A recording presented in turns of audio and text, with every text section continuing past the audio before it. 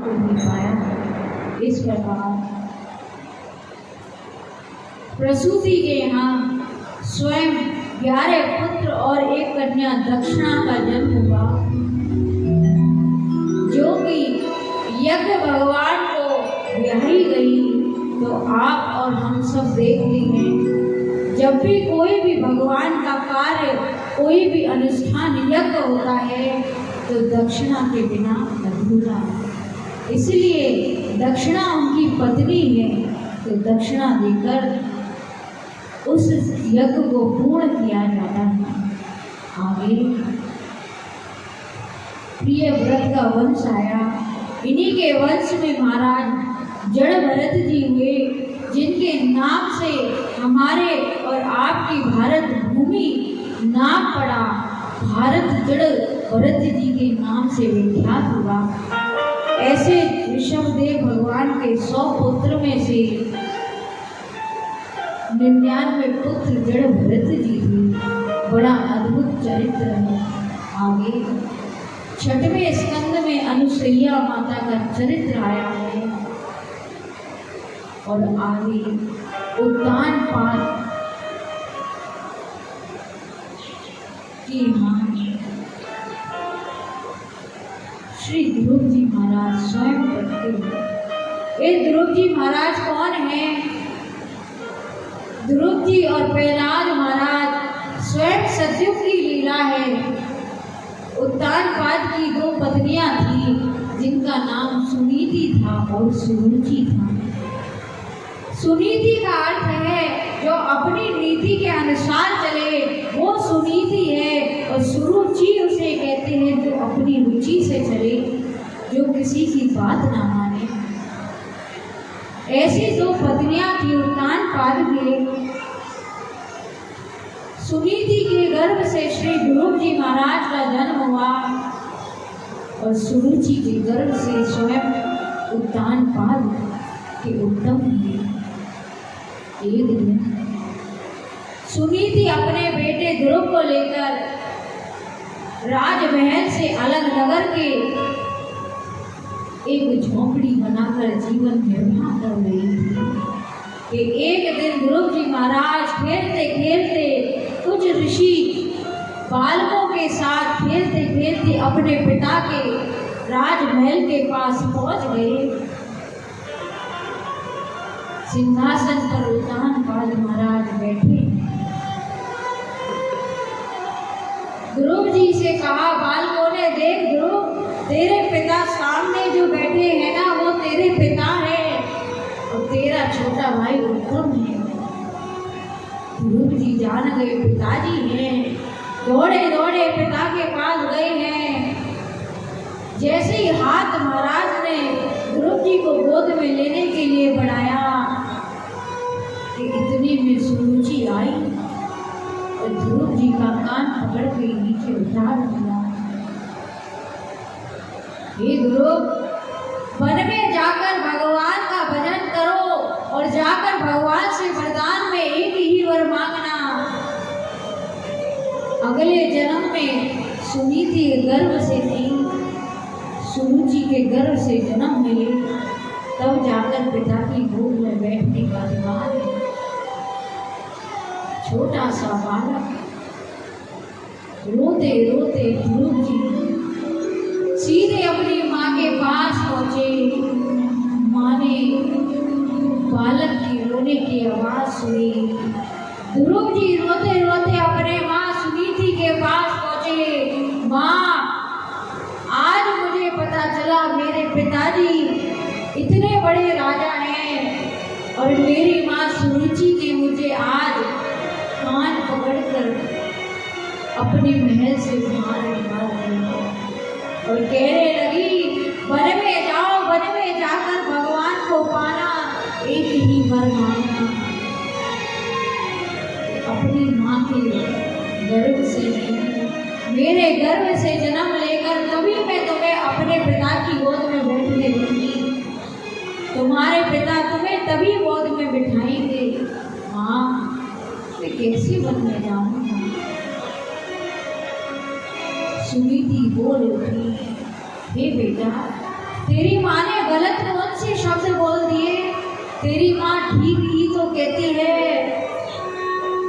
One में जाकर ऐसा तप करना, ऐसा तप करना, और भगवान से ही भगवान को वर मांगना कि मुझ जैसी माँ ना मिले, सुरुचि जैसी माँ की प्राप्ति हो। माँ, तू भी मुझे जाने को कहती है। माँ, मैं तो बड़ा छोटा सा हूँ, अपने हाथों से भोजन भी नहीं कर पाता। माँ, तेरे बिना कैसे रहूँगा? ना ध्रुव, माँ ने जो कहा है, माँ की आज्ञा है, तत्क्षण स्थान को छोड़कर तुम जा। ध्रुव जी रोते रोते मन में विचार कर रही है, ये कैसी माँ है? इसका कोमल हृदय नहीं, आज कठोर हृदय की बन गई, आज मेरे जंगल में भेज रही है। इसके हृदय में मेरे प्रति दया भाव नहीं। बार बार अपनी माँ के मुख को देखते हैं। एक बार माँ मुझे रोक ले, मैं कैसे रहूँगा? सुनीति रो रही है, ध्रुव भी रो रही है। ध्रुव की आंखों से अश्रुपात हो रहा है। अपनी माँ का मुख बार बार देखते हैं। माँ, एक बार रोक तो सही। ध्रुव जी चल पड़े।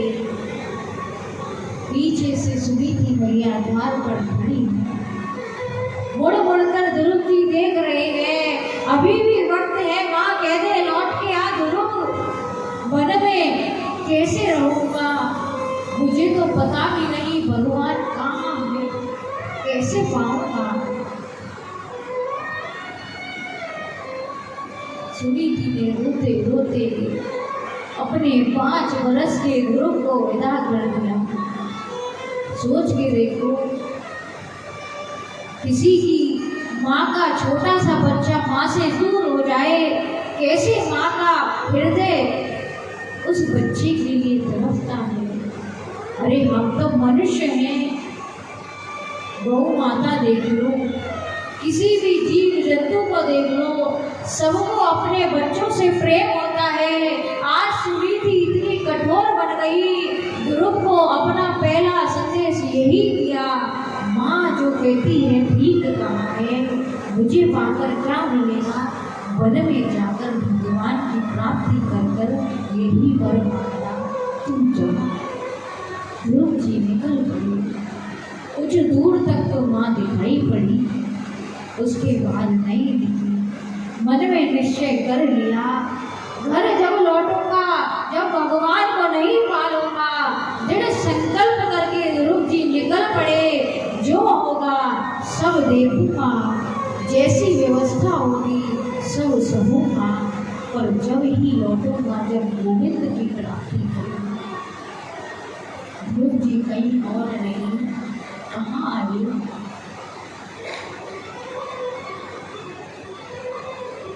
आप सब दर्शन करने जाते होंगे। बड़ा अद्भुत स्थान है जिसको ध्रुव लीला कहते हैं। और दूसरी लीला ठाकुर जी ने कहते हैं कि ठाकुर जी को मनाने के लिए राधा रानी ने घुंघरू पहनकर ऐसा नृत्य किया कि प्रिया प्रियतम उस नृत्य को देखने के लिए हर किसी के लिए अधिकार है। तो कहते हैं मधुवन में राधिका नाचे हुए, भगवान बंसी बजा रहे हैं, राधा रानी नृत्य कर रही है। वही घोर जंगल था। ध्रुव जी यहाँ पर आकर बैठी।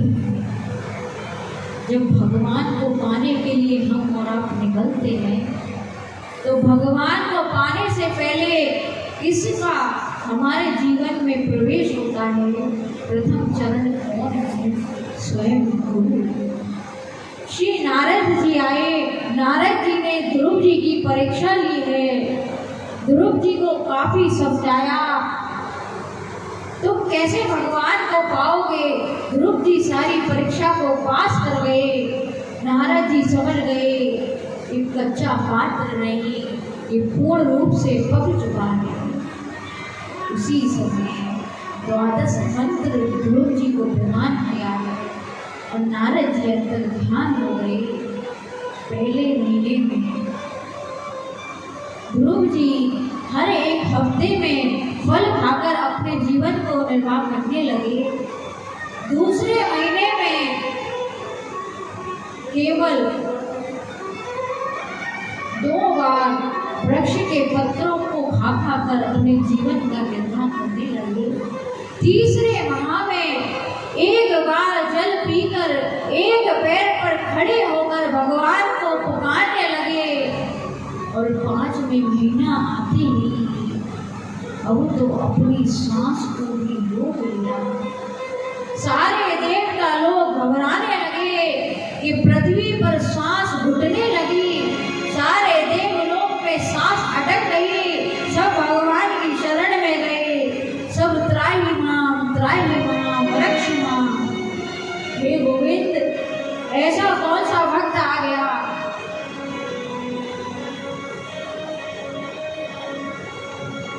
जो इतना कठोर तप कर रहा है? प्रभु दर्शन देने चलो, हम यहाँ पर हमारे प्राण छूट जाएंगे। तब भगवान आकर दर्शन देने आए। भगवान दर्शन देने नहीं, दर्शन करने आए। ध्रुव जी वर मांगने को कहा।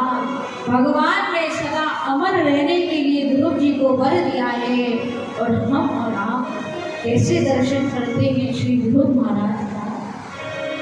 ध्रुव तारे के रूप में ध्रुव लोक का राजा बना दिया और प्रभु अपने धाम को चले गए।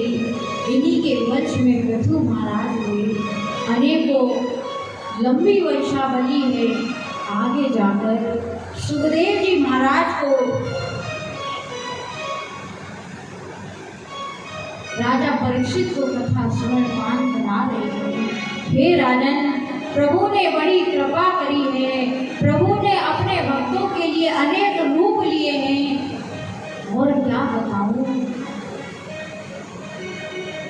उसी समय सुखदेव जी राजा परीक्षित को सावधान करते हैं, राजन, जो जैसा कर्म करता है उसको वैसी ही योनि प्राप्त होती है। मेरे 28 बनाए हुए नरक हैं, उन नरकों का वर्णन किया है। राजा परीक्षित नरकों का वर्णन सुन के घबरा गए। उसके बाद भगवान ने कहा, हे राजन, चिंता मत करो। नरक से बचने का एक ही उपाय है। भगवान पापी को अंत समय में भी भगवान का नाम लेने के बाद भगवान अपना वैकुंठ दे देते हैं। तब जाकर पुरंजन पुरंजलि उपाख्यान सुनाया, अजामेल का चरित्र सुनाया। अजामेल जात से ब्राह्मण था। कर्मकांड भगवान की आराधना में लीन रहता था।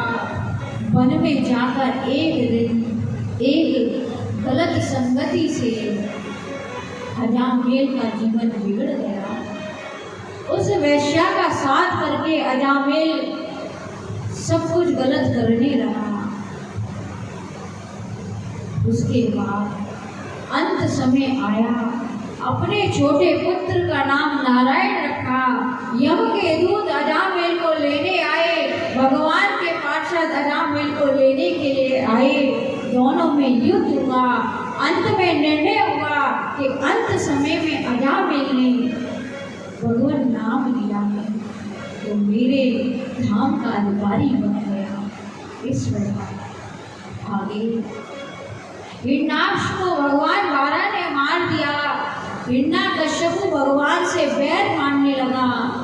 हिरण्याकश्यपु भगवान से इतना बैर मानता था कि भगवान नारायण का नाम सुन ले तत्क्षण क्रोध में आकर भगवान को गाली देता था। क्यों? क्योंकि भगवान ने उसके भाई को मार दिया। तब श्री सुखदेव जी महाराज 7वें स्कंद में प्रहलाद चरित्र की कथा कथा का चमड़बान करवाते हैं। कहते हैं, हे राजन, मैं तुम्हें ऐसी कथा सुनाता हूँ कि इस भगवान की भक्ति करने में हर तरह की आत्मा भगवान को पा सकती है। पर भगवान इतने दयालु हैं, इतना सब पाप करने के बाद भी भगवान अपने धाम को एक क्षण में प्रदान कर देते हैं। मैं तुम्हें ऐसी सुंदर भक्त प्रहलाद की कथा का रसपान कराता हूँ।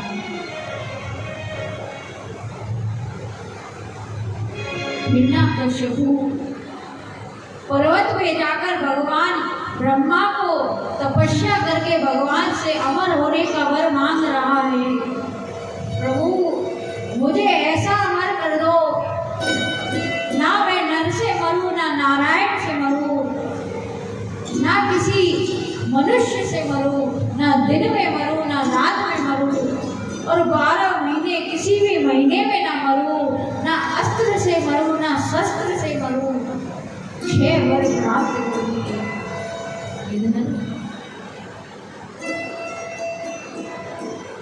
प्रहलाद भगवान के भक्त आने वाले हैं। कयाधु के 3 पुत्र पहले से ही हैं। कयाधु भगवान नारद जी से ज्ञान ग्रहण किया है। अपने 4थे पुत्र को भगवान का भक्त बनाना चाहती हैं। तो एक दिन भगवान ने क्या किया,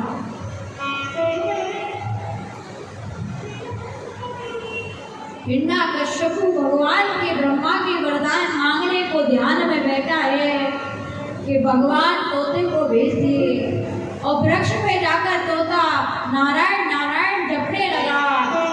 हिरण्यकशिपु कहने लगा ब्रह्माय नमः, तो तोता कहता है नारायण नमः।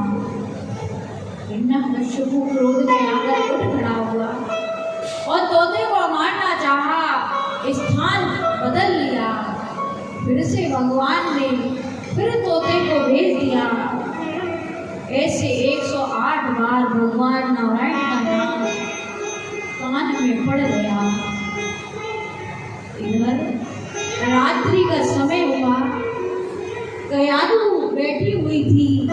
कयाधु से कहता है, अरे क्या बताऊं, ये नारायण के पार्षद बड़े पागल हैं। ये मुझे कहीं नहीं बख्शते, ये मेरे आगे पीछे भ्रमण करते हैं। मैं ब्रह्माय नमः कहता हूँ, न जाने कहां से आकर नारायण का नाम मुझे सुनाने लगते हैं। अच्छा, कैसे सुनाते हैं? तो कयाधु बार बार हिरण्यकशिपु से भगवान का नाम बुलवा रही है। क्यों? ताकि वो भी चाहती है कि उनके घर भगवान का भक्त आए। उसी समय 108 बार हिरण्यकशिपु ने कयाधु के सामने नाम लिया। कयाधु का गर्भ धारण हुआ है। हिरण्यकशिपु तपस्या करने चला गया। पीछे से दैत्यों ने कयाधु पर चढ़ाई कर दी। तो भगवान स्वयं नारद जी को उपदेश दिए। नारद जी कयाधु को लेकर कहाँ आए? गिरिराज जी की कुसुम सरोवर के सामने नारद जी का स्थान है। उसी स्थान पर बैठकर नारद जी कयाधु को भगवान का ज्ञान देते हैं, भागवत सुनाते हैं, गीता पाठ सुनाते हैं। गर्भ में बैठे प्रहलाद जी भगवान का ध्यान करते हैं। कि उसी समय आने पर कयाधु के गर्भ से स्वयं प्रहलाद जी महाराज का जन्म हुआ। बोलिए प्रहलाद जी महाराज की जय हो। और इस प्रकार जन्म लिए। बचपन से प्रहलाद जी नारायण नारायण करते रहते। हिरण्यकशिपु भगवान से बैर मानने के साथ साथ अपने पुत्र से भी बैर मानने लगा। छोटे से प्रहलाद को मारता रहता, तू नारायण का नाम लेगा तो तुझे जिंदा नहीं छोड़ेगा। प्रहलाद जी तो भगवान के परम भक्त हैं, वो कहाँ रहने वाले। प्रहलाद जी अब तो और जोर जोर से भगवान का नाम लेने लगे। काल कोठरी में ले जाकर प्रहलाद जी को बंद कर दिया, काला सर्प ले जाकर छोड़ दिया। ये सर्प डस लेगा और इसकी मृत्यु हो जाएगी। ये नारायण का भक्त है, नारायण मेरा शत्रु है, मैं अपने शत्रु को अपने घर में जिंदा नहीं देख सकता। उसी समय भगवान ने प्रहलाद की रक्षा कर दी। वो सर्प स्वयं पुष्प की माला बन गई। हिरण्यकश्यप इतना परेशान हो गया कि प्रहलाद जी को पहाड़ पर ले गया और प्रहलाद जी को पहाड़ से गिराने लगा। स्वयं भगवान प्रकट हो गए और प्रहलाद को गोद में ले लिया। प्रहलाद जी बच गए।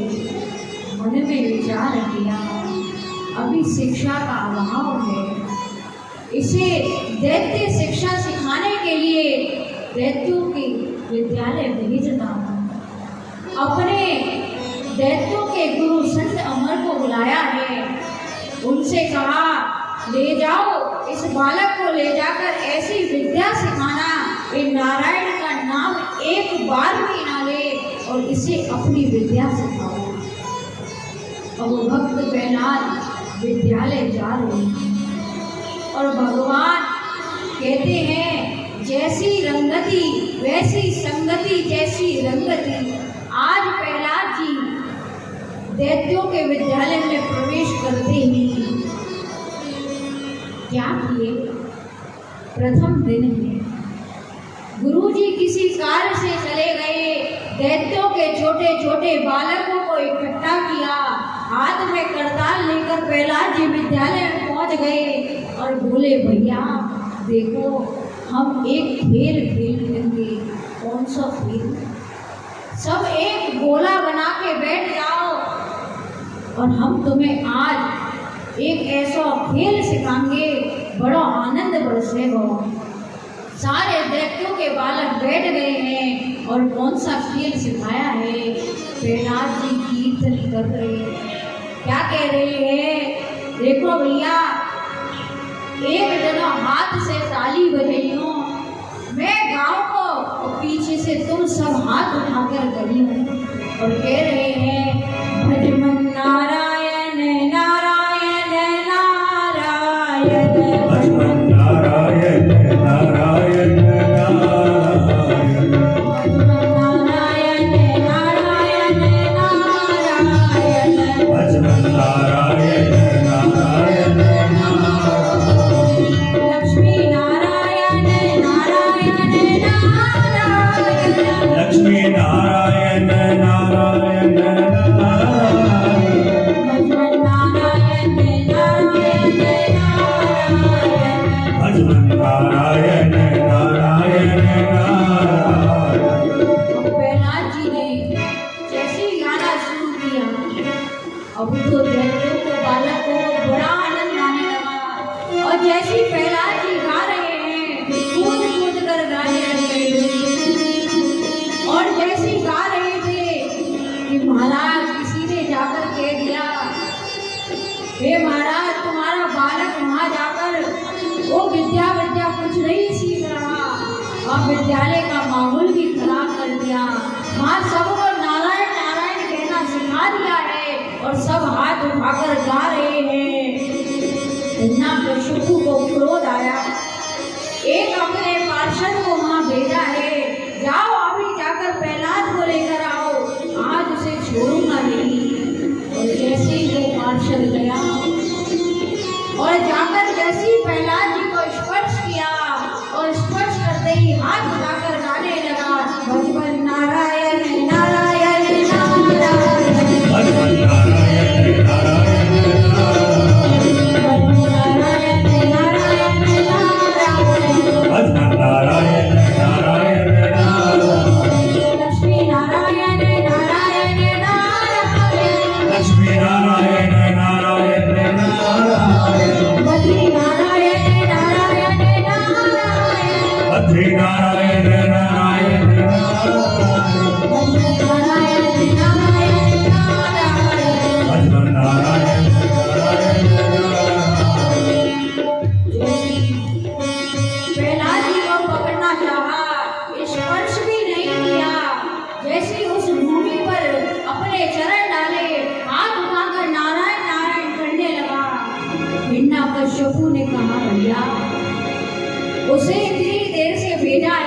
वो भी वहां जाकर नम गया।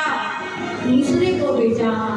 जैसे बिजली के तार में करंट होता है और कोई गलती से चिपक जाए और छुड़ाने वाला बिना किसी उसके लकड़ी के उसे छुड़ाने जाए तो जैसे एक के बाद एक चिपक जाए, वैसे ही नारायण के भजन में जैसे जैसे हिरण्यकश्यप भेज रहा है, सब जाकर नारायण नारायण गाने लगे। बहुतों को भेजा है। अब तो दैत्यों के गुरु भी आ गए और गुरु जी ने देखा कि अब तक तो 8-10 ही लोग थे कि गुरु जी का विद्यालय सारा भर गया और सब विद्यालय में भगवान का नाम उच्चारण कर रहे हैं। गुरु जी प्रहलाद जी को पकड़ने के लिए जैसे ही गए हैं कि अंदर प्रवेश भी नहीं कर पाए और गुरु जी भी चेले के रंग में रंग गए और गाने लगे हाथ उठाकर, भजन नारायण नारायण नारायण,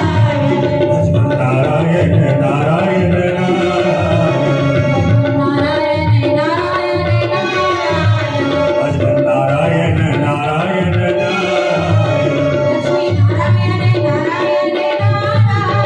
लक्ष्मी नारायण नारायण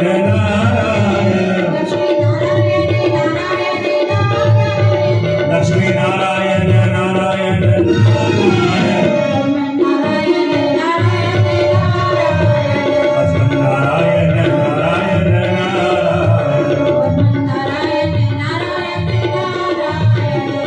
नारायण नारायण